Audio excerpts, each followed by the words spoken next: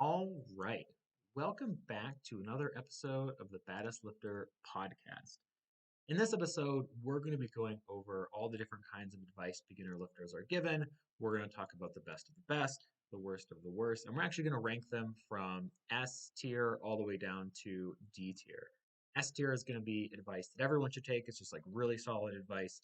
D tier is please ignore this. This is not helpful. And we're going to talk about everything in between.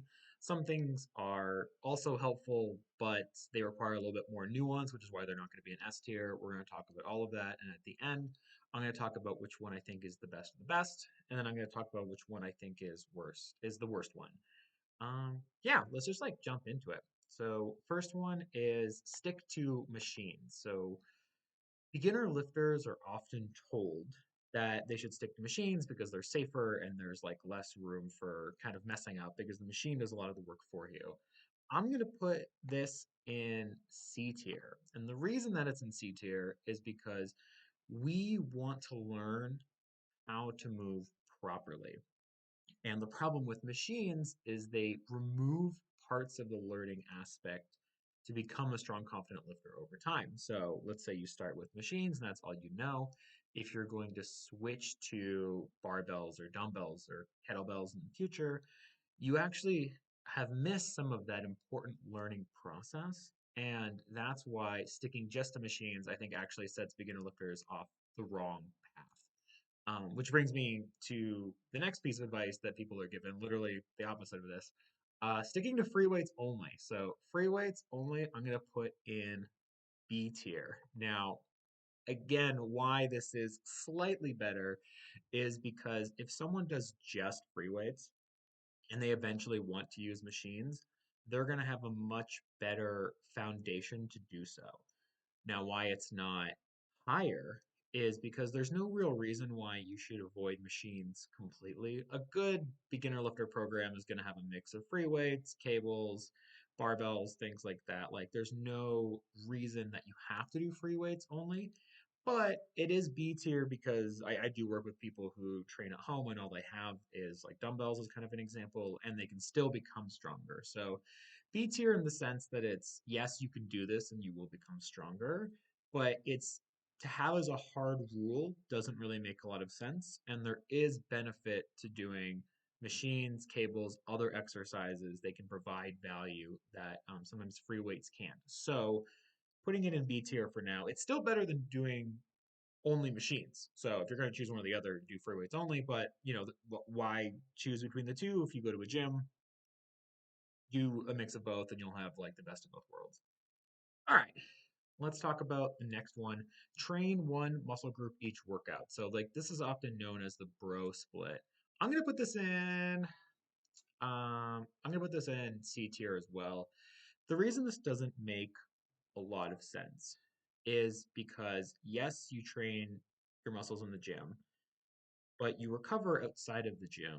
And the truth is that like you do not need 6 days of recovery for 1 day of training for any muscle group. Even if you train really hard and it's really heavy, especially for beginner lifters, this is just not a frequency that makes a lot of sense. That even training a muscle group to twice a week, huge difference, way better results, even if it's the same amount of work. Like, let's say you did 10 sets of chest on Monday, even if you divided those 10 sets of chest into two workouts with 5 sets each, significantly better results because you just don't need 6 days to recover really for any muscle group.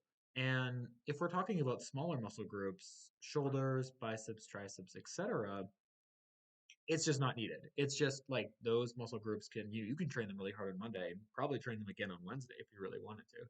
So it doesn't make a ton of sense. This is often known as like the bro split, and I think some people follow this like religiously, almost like too religiously, and it doesn't make a lot of sense, especially for beginner lifters, which you're not lifting as heavy at the start, so the fatigue is not quite as high, so it just doesn't make a ton of sense. This can work in really expert lifters who are lifting so much weight that the fatigue is so high they need those 6 days. But that's a very like we're talking like you're a world power lifter and you squat 800 plus pounds every time you squat. Like it's almost no, it belongs in C is my point.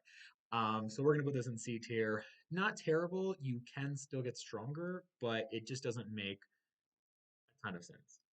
Um, I'm gonna pick one that's good because I feel like we've only talked about the negative so far, and I think I want to talk about like I just want to mix it up a little bit. So focusing on compound movements, we're gonna put this in A tier. I think this is a really good idea for beginner lifters. Compound movements are going to help you become super strong in a lot of different ways. And in terms of like quality over quantity, compound movements just make more sense. Now, for those who don't know what that is, compound movements are going to be multi joint exercises that use multiple muscle groups at the same time. So, examples of this are like deadlifts, squats, rows, bench press, pull ups, exercises that like they don't just train one muscle group. They might prioritize one, but they don't just train one. Makes way more sense to focus on these almost exclusively.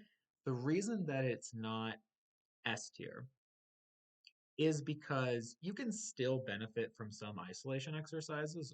Um, so you can have them in the program maybe at the end. They are not as helpful, especially in that beginner phase of lifting, but you can still have them, which is why they're not like, if I could make an A plus here, this is probably what I would do because it's almost S, but it's like not quite there. There are benefits to single joint exercises as well, and not just compound movements. But if someone was just training compound movements, especially in that first like 6 months to a year of training, absolutely totally fine. Like I think they're going to get very far, and then they can add isolation movements later. I just think there's also a place for isolation movements in programs. The programs that I make are 90+% compound movements, and then there might be 10%, grip single joint exercises, if that makes sense. So that's why it's A tier. Next one, do this exercise to tone this. All right, we're going to put this right at the bottom. I see this a lot online, and I want to kind of talk about like why it doesn't work. It doesn't work at all. So the idea is that like, well, if you want to get rid of your belly fat, that you can, do ab exercises, or if you want to tone up your arms, you do tricep exercises or bicep exercises to tone them up. The reason it doesn't work is because the fat around that area is not involved in the exercise at all. So just as like kind of an example, I am wearing a long sleeve shirt right now. I'm going to pick up this cup of water. Was the shirt involved in helping me lift that cup of water? No, it was just kind of there. It was around, but it was not involved in the activity. And that's kind of how where you store fat, like that's kind of how your fat is that like really it's the muscle that is moving it around. So to do an exercise to tone this kind of implies that like you can target belly fat or target fat in a certain area. And it's just not the case. So it's just lying. We have no reason to believe why this is true. So definitely don't like it's just completely wrong, which is why it's in D tier. Don't follow that advice. It definitely a strong contender for the worst of the worst. Although we're gonna get through the rest, but could be the worst of the worst. Add 5 pounds every week. Okay, I'm gonna put this in. Let me think about this. I think this is going to be. We're gonna put it in low B tier for now. I might change my mind on this and put it in high C tier, but it's gonna be low B tier. The reason is here's the good part of this. When you're starting to train, you actually probably can add 5 pounds every week because you get stronger really fast. And as you get used to the movements, you might be able to lift more right away. So it's not actually a bad strategy in month one, month two, maybe month three.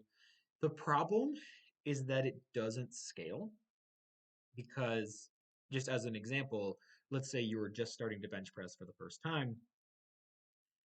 You start the first week at 5 pounds, and then you add 5 pounds every week. Within a year, you'd be in the mid 200s, which, if you're a woman lifter, would put you like right up there with the nationally ranked powerlifters.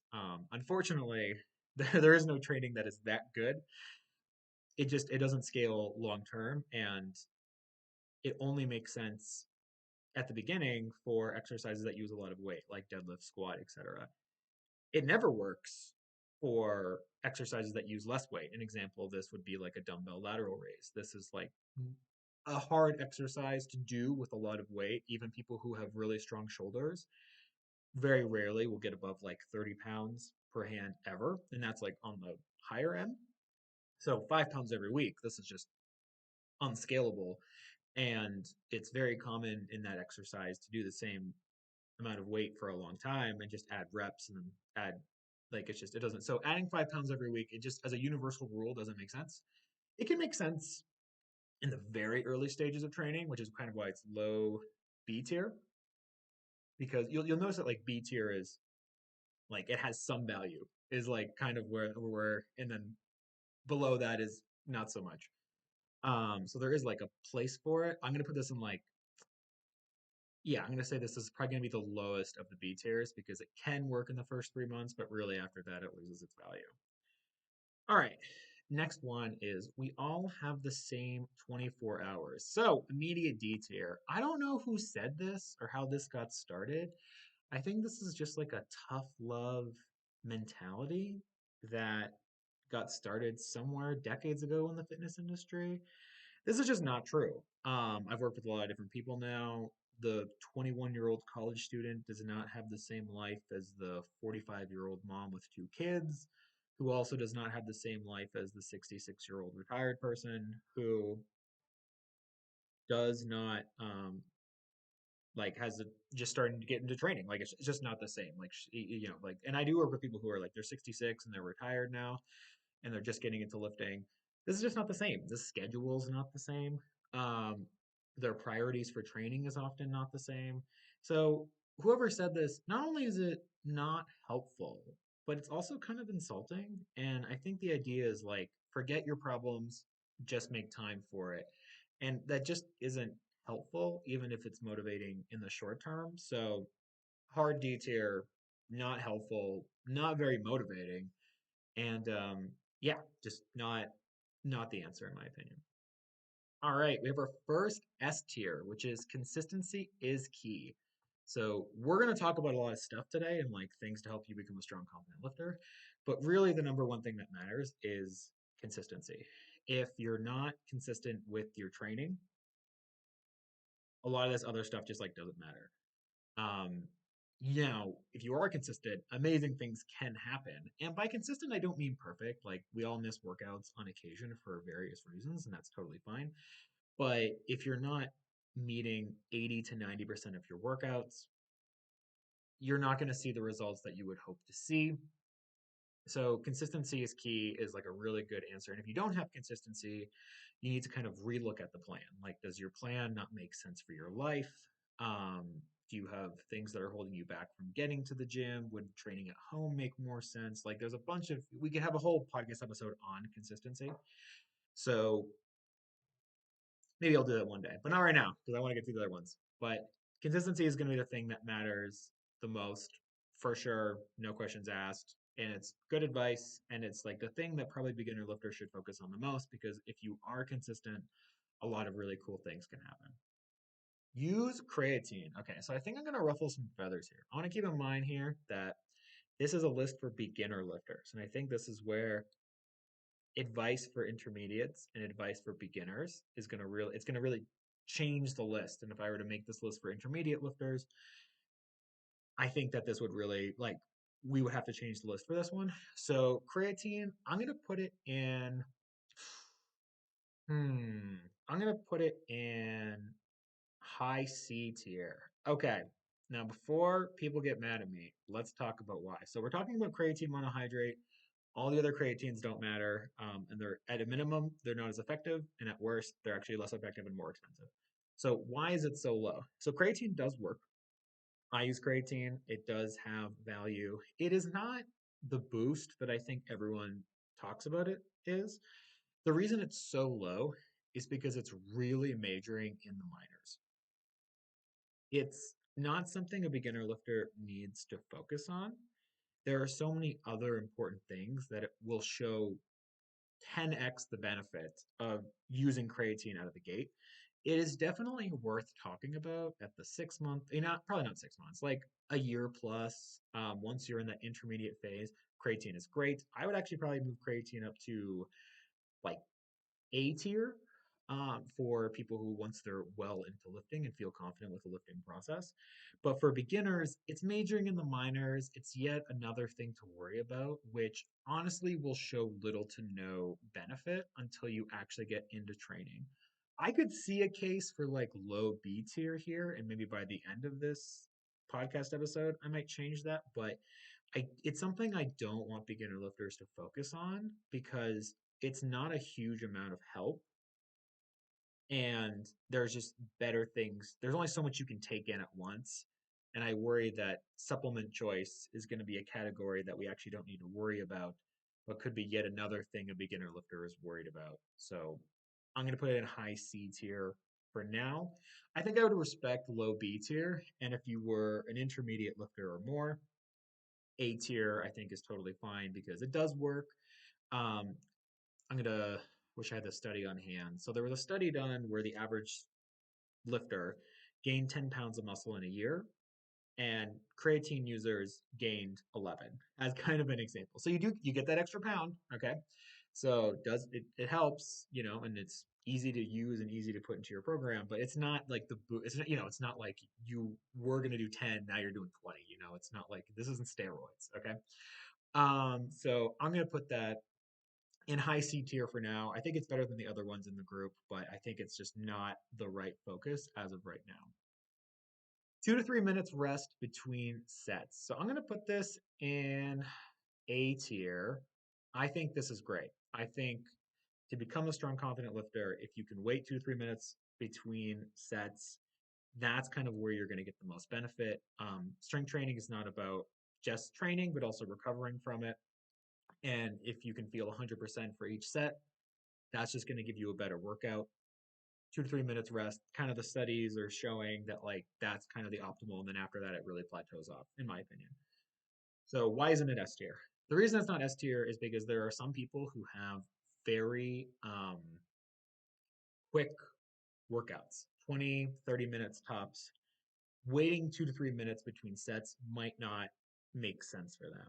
It is just something that they don't have time for. And so even though it's not optimal, having something like a 1 minute rest period just makes more sense for them because they're just working on it's a very short amount of time. And if they waited 2 to 3 minutes between sets, they're just not going to get their workout done and they're going to miss things. And having slightly less rest time is going to make more sense for that person. So, would be S tier for most people if you have the time. If you don't have the time, is why I'm putting it in A tier. Train to or close to failure. Okay, I'm gonna put this in B tier. I think this is better than add 5 pounds every week. So I'm gonna put it like middle of the B category for now. There are studies showing that people who train at least close to failure get better results. And so definitely if you're in that intermediate phase of lifting, the intensity that you work at actually does matter. And if you don't train really hard, it will affect how strong you can become in that like intermediate phase of lifting. The reason it's not higher in like as S or A tier is because we're talking about beginner lifters. Beginner lifters can get pretty strong, even not going training to or close to failure. On top of that, training to failure often leads to bad technique or bad form for beginner lifters, which matters way more than how intense they work out. So, training to or close to failure can give you like a little more of a boost. And if a beginner lifter did that with good technique, they would get slightly better results. So that's cool. But it's not something that is super mandatory as of right now. And it's probably something they need to work on later. There's a good conversation on whether people should train all the way to failure or train close to failure. Honestly, requires an episode all on its own. Um, I would say beginner lifters should just focus on like you want challenging but still doable and while keeping good form. That's the priority. So I'm going to put it in B tier because if a beginner lifter did this, they would still see results and it could in theory be good, but I don't think there are other things that are worth focusing on other than your proximity to failure for training. Soreness equals a good workout. Okay, I'm going to put this in. Ooh, okay.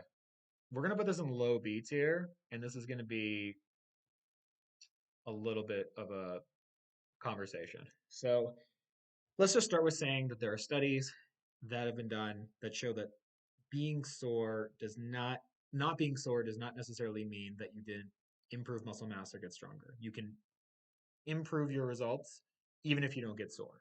Okay, let's just start with that. So we don't technically need being sore to have a good workout and show results. Okay, that's part one. Part two is that while soreness on its own does not mean that you built muscle or built strength, things that cause soreness have been shown to do that. So, as an example, how people get sore, as an example, when they lift more weight or they lift more volume or they try a new exercise or they increase their range of motion. These are reasons why someone could become sore, the next day after a workout. And all those things tend to help with building strength and building muscle mass. So, while soreness on its own does not mean you built muscle or got stronger, what might have caused it might be the reason that you are building muscle mass and getting stronger. And so, what should you take away from this? Because I feel like I almost fought for both sides of the argument there. If you're always sore, it's probably unnecessary. And if there are workouts where you weren't sore afterwards, I wouldn't take that as like that was a failure of a workout.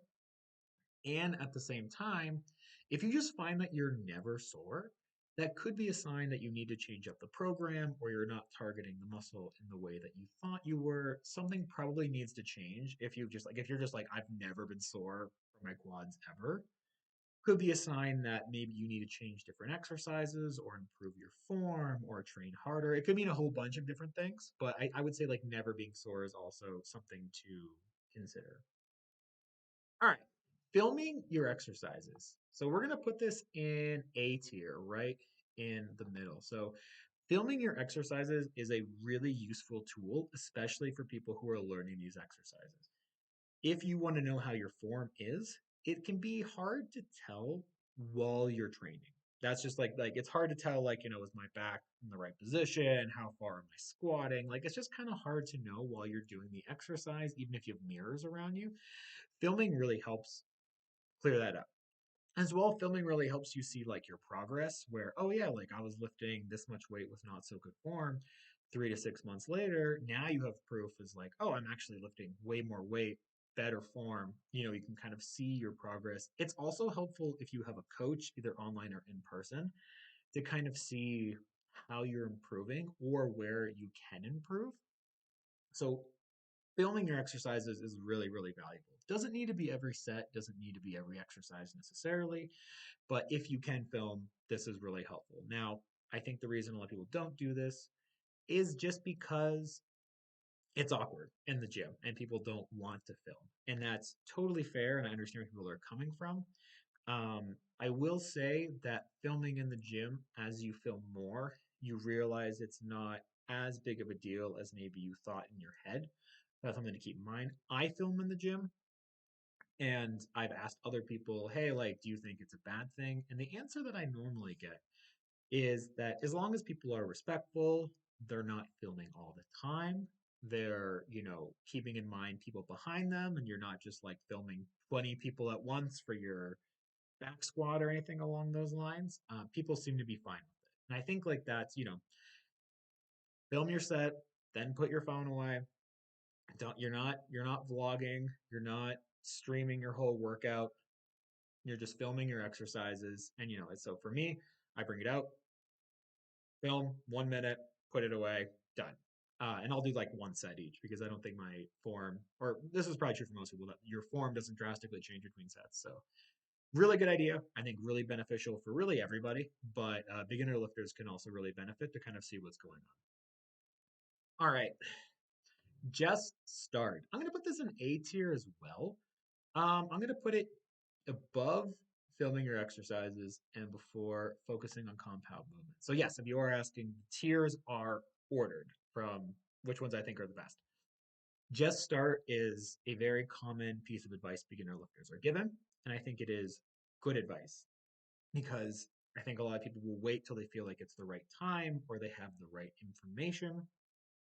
And that's just not something you necessarily need, because a lot of us figure that out during the process. A lot of us start with making mistakes, learning along the way, not doing optimal workouts, and kind of improving our workouts over time. Just starting is genuinely good advice. Where it falls short is, I think there are reasons people aren't starting, and saying just start doesn't address those.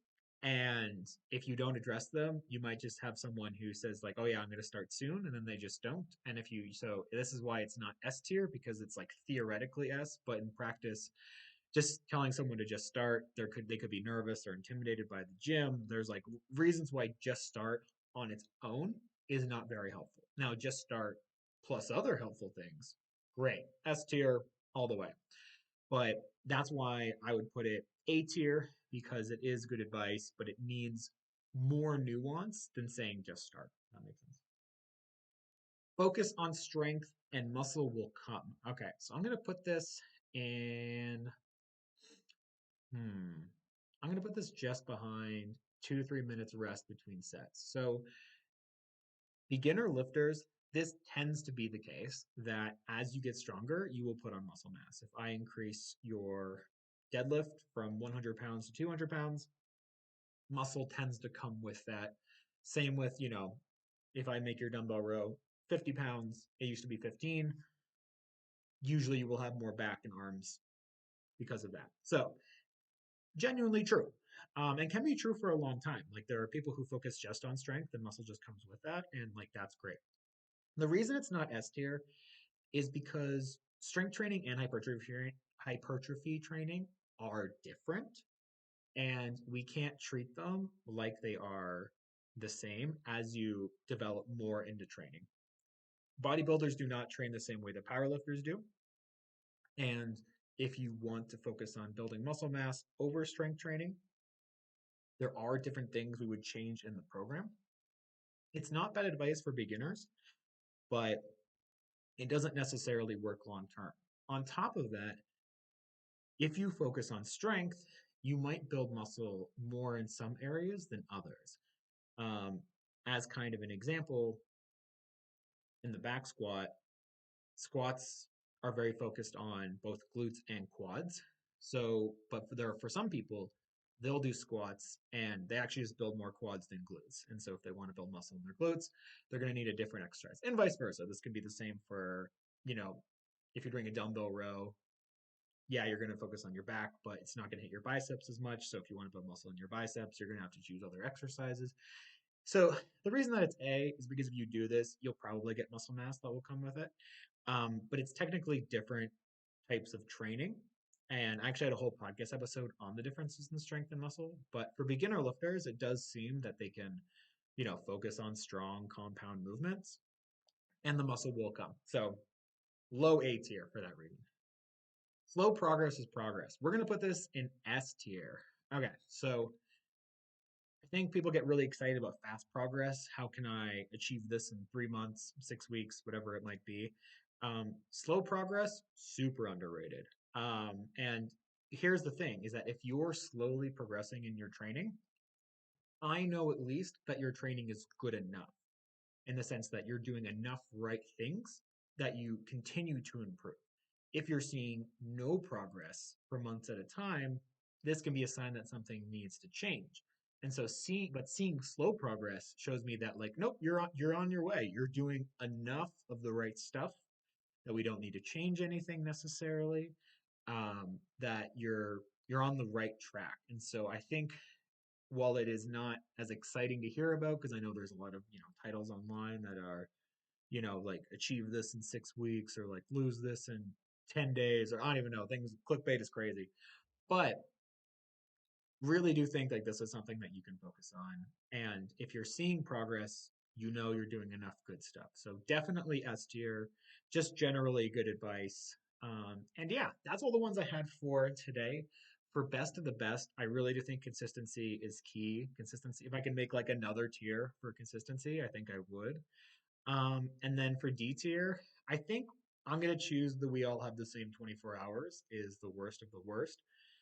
Because not only is it not helpful, it is also insulting as well for people and is not very motivating. And I don't know anyone who like heard that saying and was like, well, now I'll get in the gym. Definitely not in the long term. So yeah, I love doing these tier list kind of activities. I hope you enjoyed this. If you have heard other advice that is given to beginner lifters, let me know. Comment under the YouTube channel, under the YouTube video. If you're listening on Apple or Spotify, send me an email, comment on my Instagram, and let me know if there's other pieces of advice you want me to cover. Gonna close that. And yeah, thanks for listening to another episode of the Badass Lifter podcast.